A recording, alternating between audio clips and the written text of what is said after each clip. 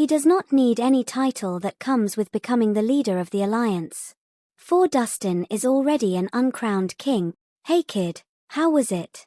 I came at just the right time, didn't I? On the car ride back, the drunken maniac crossed his legs leisurely while chugging on a bottle of alcohol. They couldn't have done anything to me even if you hadn't come. Dustin shrugged. Oh, come on. Quit acting strong. The drunken maniac gave him a quick once-over before he pursed his lips. You used the secret Reese technique to forcibly boost your cultivation. Now that the time is up, there's bound to be a recoil. Had I not shown up in time, you'd probably have died here today. Though the secret Reese technique allowed one to forcibly boost their cultivation, there was a huge price to pay for it. It could deplete one's vitality or greatly weaken the person's body.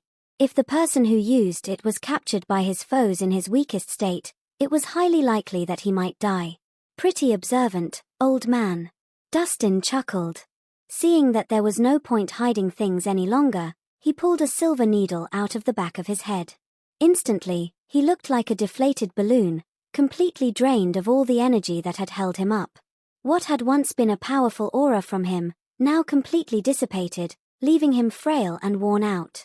Dustin panted in exhaustion. Beads of sweat formed on his forehead. His face was drained of color. His eyes were bloodshot, and his limbs were sore and powerless. Extreme fatigue took over him. As the drunken maniac had said, the secret Reese technique could forcibly heighten one's powers, but it came with extreme adverse reactions. Dustin would never have used it if it had not been to kill Ronald. Here, have some liquor to boost your strength. The drunken maniac passed the bottle of alcohol that he held in his hands to Dustin. Dustin took it and gulped a mouthful of its contents. As the liquor slid down his throat, he felt a slight burning sensation. And along with the burning sensation, he felt his weakened body gain some nourishment from it. Clearly, there were some other components in the alcohol. Hey, kid, I need to tell you something. The drunken maniac yawned as he settled back into the seat. I have an old friend who's ran into some trouble. I'll need to leave for some time. Leave? Where to? Dustin was perplexed. Oakvale. That was all the drunken maniac said. Oakvale? Dustin's brow creased slightly. With your sensitive identity, I'm afraid you might run into complications there. Though what happened 10 years ago had already subsided, his enemies from back then were still around. If he let slip his identity, there was no doubt they'd be out to get him. I'm Dobson Mania. When have I ever been afraid of trouble? You underestimate me, he said airily. When will you be leaving? Dustin asked. I'd rather be early than be late. So I'll leave today, the drunken maniac answered. So rushed. Dustin frowned. A life is at stake. I cannot afford to dawdle. The drunken maniac stretched lazily. Then, thinking of something, he pulled out a bottle of pills and handed it to Dustin. It's your birthday tomorrow. Here. This is my precious gift for you. Oh. Since when were you so generous? Dustin was surprised by the act. Who knows when I'll be back again once I leave? I've got to at least leave you with something, the drunken maniac said. What's in there? Dustin asked curiously.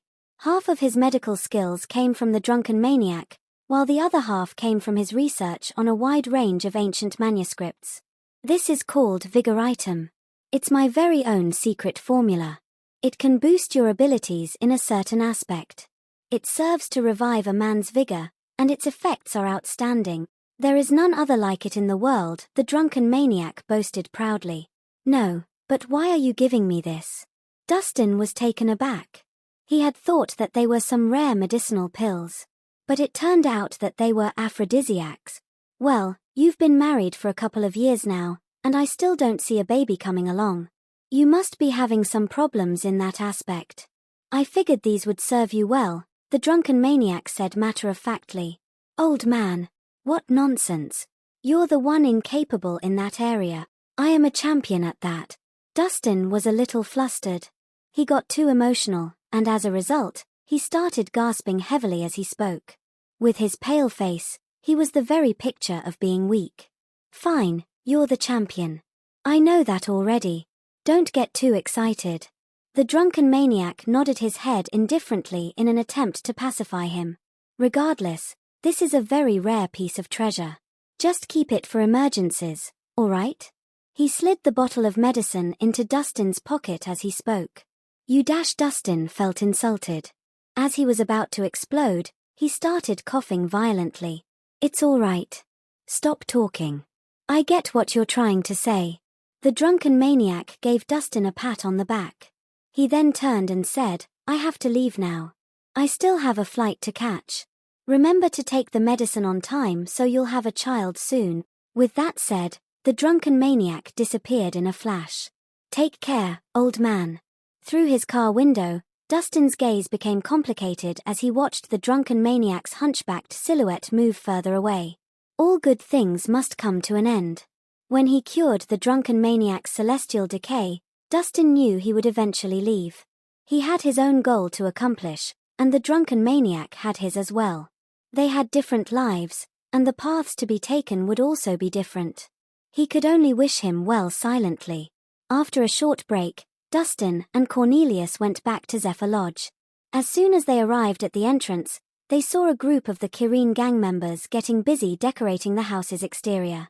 Natasha and Scarlett were in the house, supervising the decoration on the inside. They paid attention to the most minute details, hoping to make it flawless. They were still at war with each other before this.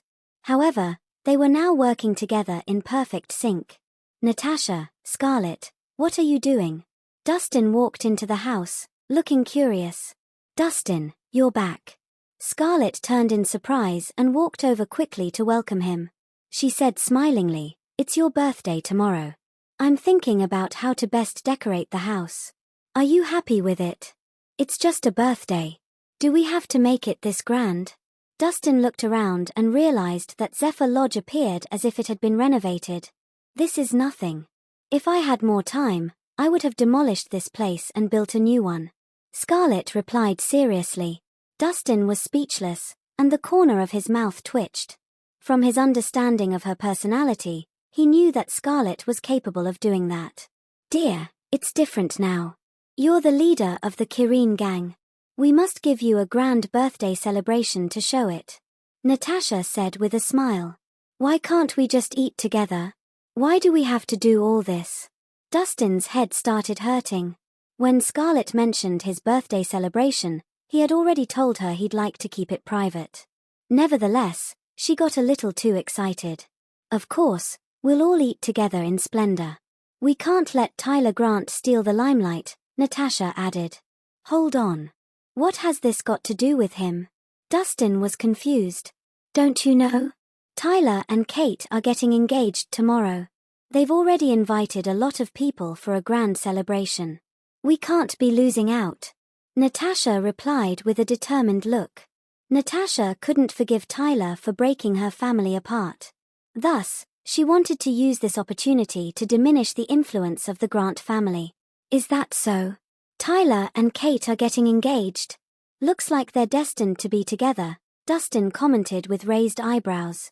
He wasn't very interested initially. However, his desire to win was somehow ignited when Tyler was involved. Tyler had been playing tricks behind him because of the treasure map. It looked like it was time to finally conclude their deepening feud. Ever since a new leader took over the Harmon family, the family bowed to the Grant family.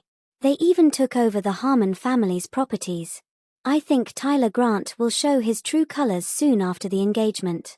Natasha's expression became serious. The dispute within the Harmon family brought about bad blood among the brothers. Families were now enemies. It was a serious crisis in the family. Fortunately, she foresaw this. She had transferred the properties under her name to Oak Vale. By doing so, she had protected some of the family's foundation. Natasha, speaking of the Harmon family, what does your father think of all this? Dustin asked. With Hector's network and reputation, he had a high chance of winning if he decided to fight back.